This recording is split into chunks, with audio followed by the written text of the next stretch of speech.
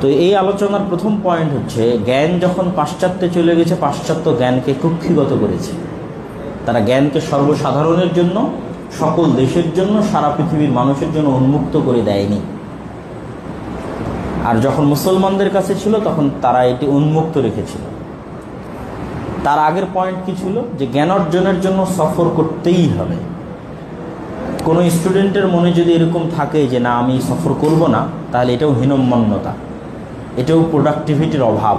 কেননা যে জ্ঞান অর্জনের জন্য বাইরে যেতে চাইবে ও যে পরিমাণ চেষ্টা করবে, যে যেতে চাইবে না ও ওই পরিমাণ চেষ্টা করবে না। তাহলে জ্ঞান অর্জনের জন্য অবশ্যই দেশের বাইরে যেতে হবে, অবশ্যই নিজ গ্রামের বাইরে আসতে হবে।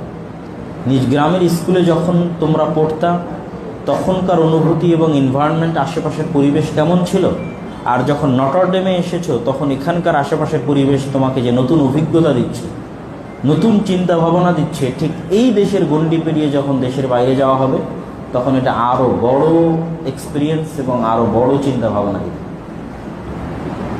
স্থায়ীভাবে বসবাস কেন করা যাবে না পাশ্চাত্য দেশগুলোতে? কেন একজন মুসলমানের জন্য স্থায়ীভাবে বসবাস করা উচিত নয়?